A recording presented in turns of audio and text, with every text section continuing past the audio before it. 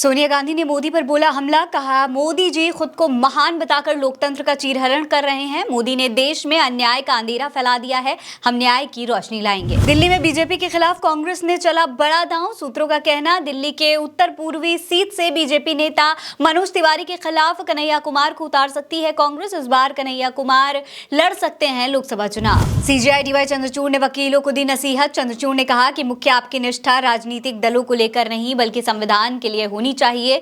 CJI ने यह भी कहा कि जजों का किसी भी पार्टी के हितों से कोई मतलब नहीं होना चाहिए। सोनम वांगचुक के बॉर्डर मार्च से पहले लेह में लगी धारा 144, इंटरनेट के साथ दूरसंचार पर भी लगी रोक। वांगचुक ने कहा कि हमें ऐसे ही डराया जाता रहा तो देश अंधेर नगरी बन जाएगा। लद्दाख को एक राज्य का दर्जा देने के लिए सोनम के साथ वहां के लोग सरकार के खिलाफ कई दिनों से कर रहे हैं अनशन। तमिलनाडु के सीएम एमके स्टालिन ने राहुल गांधी को लेकर दिया बड़ा बयान। तारीफ में कहा कि राहुल गांधी जैसा डायनेमिक यूथ लीडर मोदी की छवि और आरएसएस के नैरेटिव को ध्वस्त करने के लिए तैयार है। वहीं राहुल गांधी ने बीजेपी के 400 पार पर कहा कि इस बार बीजेपी 180 सीटों पर सिमट कर रह जाएगी। कांग्रेस नेता प्रियंका गांधी की देशवासियों से अपील, कहा कि जो आपको इश्तिहारों में, टीवी पर, होल्डिंग्स में दिखाई दे रहा है वो सच नहीं है। प्रियंका ने चुनाव पर बीजेपी को घेरते हुए कहा कि ये चुनाव इस देश के लिए, देश की धरती के लिए, लोकतंत्र के लिए और संविधान को बचाने के लिए होना चाहिए। बागेश्वर धाम के पीठाधीश धीरेन्द्र शास्त्री की अभद्र टिप्पणी के बाद उठी अरेस्ट की मांग। सोशल मीडिया पर लोगों ने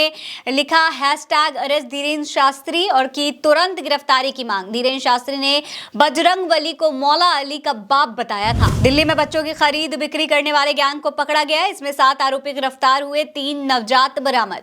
गिरोह माता पिता से बच्चे लेकर 5-7 लाख में बेच देता है। जांच एजेंसी ने दिल्ली और हरियाणा में 7 जगहों पर की थी रेड।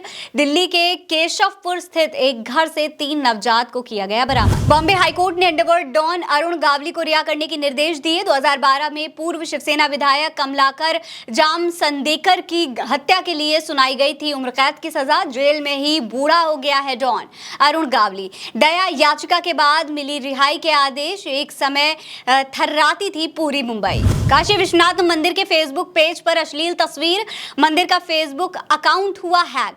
शिकायत मिलने के बाद साइबर सेल की टीमों ने मिलकर कुछ देर में किया रिकवर। तो दोस्तों, ये थी आज की तमाम बड़ी खबरें। इसी तरीके की और खबरें देखने के लिए आप उल्टा चश्मा यूसी को सब्सक्राइब कर लीजिए। नमस्कार।